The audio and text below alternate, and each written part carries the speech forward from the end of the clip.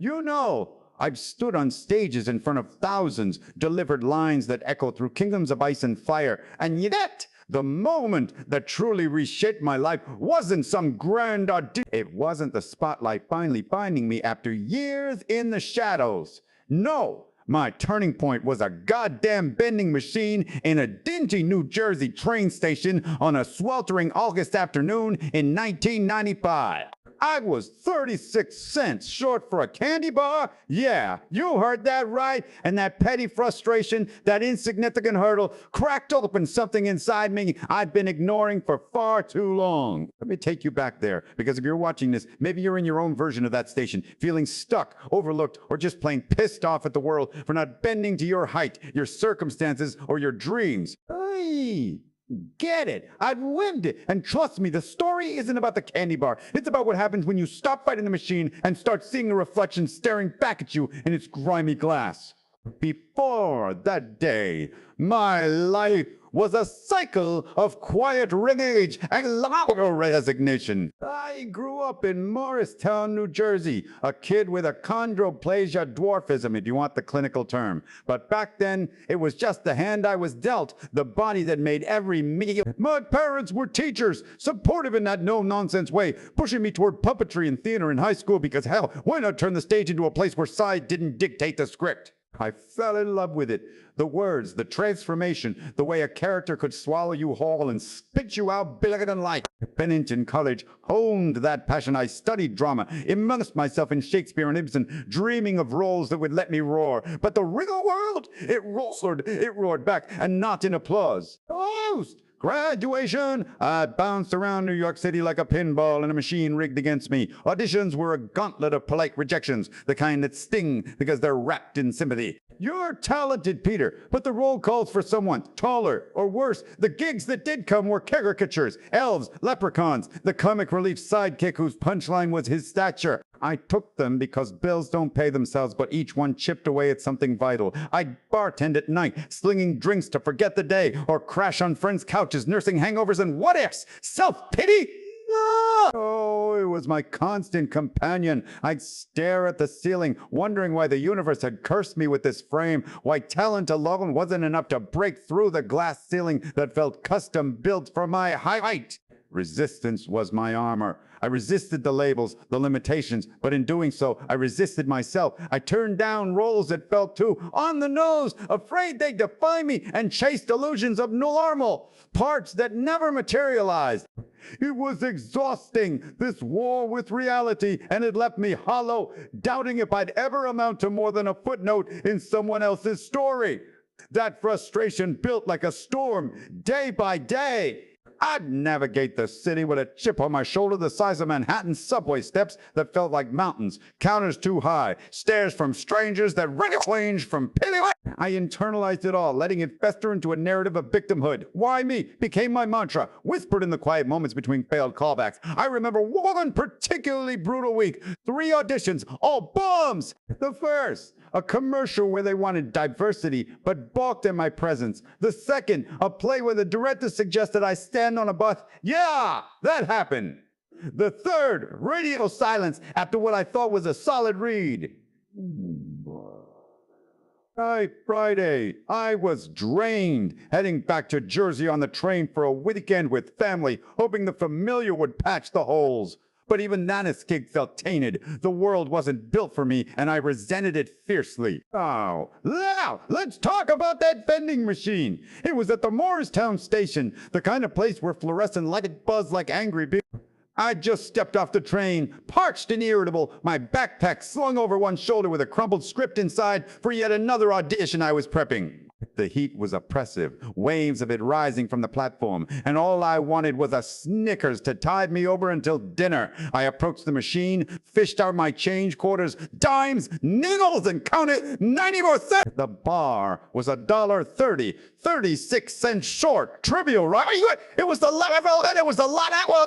Slammed my palm against the glass, cursing under my breath, feeling the weight of every rejection, every obstacle crystallize into this absurd defeat. People milled around, ignoring me as usual, but then something shifted. As I stood there, forehead pressed against the cool metal, a kid, no more than 10, tugged at his mom's sleeve and pointed. "Mom, that man's too short to read the buttons properly." The mom shushed him, but the words hung there, raw and unfiltered. That's when the catalyst hit, not with thunder, but with a quiet click. Instead of exploding in anger or slinking away in shame, I genuinely laughed. For the first time in weeks, the absurdity of it all, the mighty Peter Dinklage, felled by a vending machine, and a child's honesty pierced the bubble of myself. In that reflection on the glass, distorted by smudges and my own scowl, I saw not a victim, but a man who'd been choosing to see only barriers. The kid's words weren't cruel. They were true, and in their truth, a spark. Why fight the unchangeable? Why not lean into it, use it as fuel rather than chains? It was immediate, this insight, like a door cracking open in a stuffy room. The frustration wasn't about the candy or the height. It was about my resistance to embracing what maybe you need. That trivial moment, that 36-cent shortfall, became the mirror I needed, forcing me to confront how I've been sabotaging myself by wishing for a different script instead of rewriting the one I had. From there, the shift wasn't overnight magic. It was deliberate, daily work. But that vending machine epiphany planted the seed. I started small the next day. Back in the city, I revisited that crumpled script. It was for an indie film, The Station Agent, a role written for someone like me, a reclusive train enthusiast dealing with isolation. Before, I'd hesitated, fearing it would pigeonhole me further. Now, I saw opportunity. I auditioned with a new fire, not hiding my differences, but amplifying them, infusing the character with the depth I'd been hoarding in my frustrations, and damn if it didn't land. That film, released in 2003, changed everything. Critical acclaim, awards buzz, a doorway to legitimacy, but more than that, it rewired my approach. I stopped chasing tall roles and sought ones that resonated, that allowed authenticity.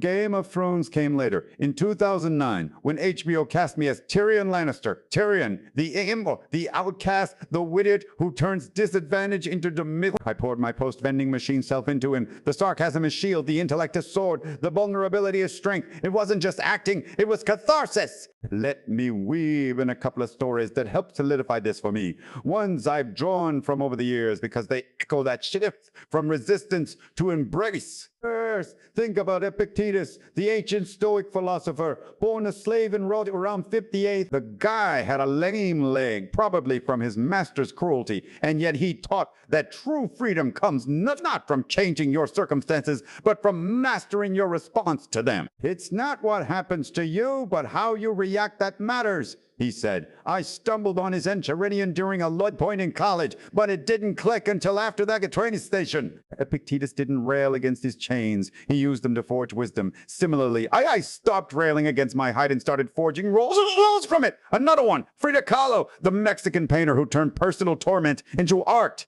Bedridden after a bus accident that shattered her body, she rigged a mirror above her bed to paint self-portraits, confronting her pain head on. No self-pity, just raw creation. Her work screams, "This is me, broken, vibrant, unapologetic." I channeled that after my catalyst. No more hiding. Paint with what you got. And one more from literature. Shakespeare's Richard III, the hunchback king who declares, "Since I cannot prove a lover, I am determined to prove a villain." But peel back the layers and it's about agency and adversity. Richard doesn't whimper. He schemes. He owns his form. These weren't just anecdotes, they became my touchstones, reminding me that great shifts often stem from embracing the flaws others see as fatal. As the after unfolded, those practical changes rippled out.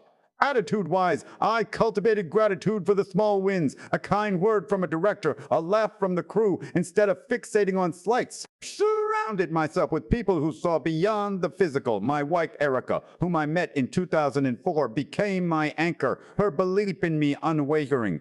Choices evolved. I diversified, voice worked in animated films like Ice Age, theater productions that challenged norms, even producing projects where I controlled the narrative. Each step built on that vending machine insight. Don't resist the machine, hack it! Heck it! Bass! Success followed, not as a handout, but as earned ground. Emmys for Tyrion, films like 3 Billboards Outside Ebbing, Missouri, where I played James, a character with depth beyond his size. But it's not about the accolades, it's the freedom. I mentor young actors now, especially those facing barriers, telling them to seek their own catalysts in the mundane, that frustration you feel.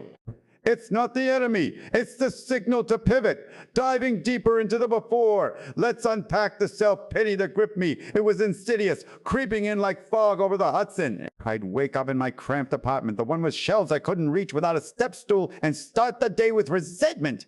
Why did every audition room feel? Why did casting directors' eyes flick downward, assessing not my talent but my tape measure? I remember a specific low. 1998, auditioning for a sitcom pilot. The role was a quirky neighbor. Could have been mine.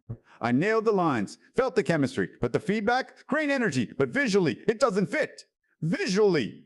That word haunted me, turning auditions into battles I lost before speaking. I'd retreat to bars, nursing beers with fellow strugglers, commiserating over the industry's biases.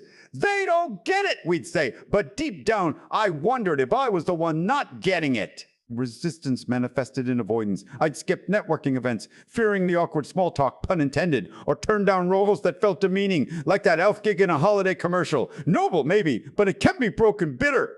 Family visits were double-edged. My folks' pride clashed with my unspoken failures, amplifying the pity party. The catalyst's immediacy still astonishes me. Standing there, coins in hand, the kids' comments slicing through, it was like time slowed. No thunderclap, just clarity. I'd been 36 cents short my whole life, metaphorically, always measuring against an impossible standard. The insight. Stop counting the shortfall. Invest what you have. I bought a cheaper gum instead, chewed it thoughtfully on the walk home, and by eating, I journaled for the first time in years, pages of raw honesty about owning my story. That night, sleep came easier, unburdened. In the after, daily changes were my anchors. Mornings started with affirmations, not cheesy ones, but grounded. Today, I choose roles that honor me. I hit the gym, not to change my body, but to strengthen my resolve. Auditions!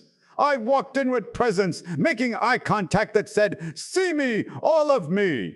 Rejection still came, but they stung less. I viewed them as redirects. The station agent was the first fruit director Tom McCarthy wrote Finbar with nuance, and my performance earned an Independent Spirit Award nomination. It snowballed. Death at a Funeral in 2007, where I played a pivotal role with humor and heart. Then HBO called for Game of Thrones. I auditioned fiercely, drawing from that bending machine mirror, and landed it. 8 seasons, 4 enemies. It's surreal, but traceable to that pivot. Let me expand on those motivational threads, because they weren't abstract, they guided my actions. Epictetus' stoicism became practical when a producer suggested stilts for a roll true story. I laughed it off, replying, "I'd rather stand on my talent, control what you can, let go of the rest." Frida's resilience inspired my art choices. Post-Catalyst, I sought projects with personal resonance, like Cyrano in 2021, where I played the lead, nose and all, flipping the script on traditional casting. And Shakespeare's Richard, he taught me villainy as empowerment, used the world's perceptions against it. In interviews, I'd quip about height, disarming critics before they could strike.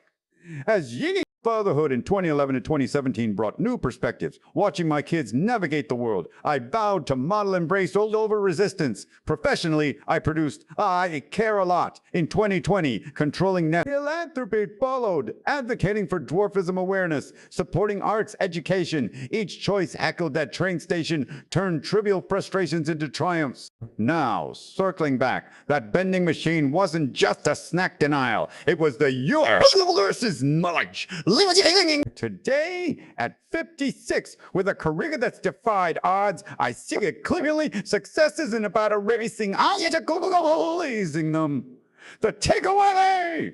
Look for your catalyst in the mundane, the jammed door, the overlooked email, the child's blunt truth. Don't dismiss frustration, dissect it. Ask, what am I resisting? How can I embrace? Act on it daily. Small shifts compound. Your turning point awaits, not in glory, but in the grit of every day. Embrace it and watch your story unfold. Thank you for listening. Now go find your vending machine.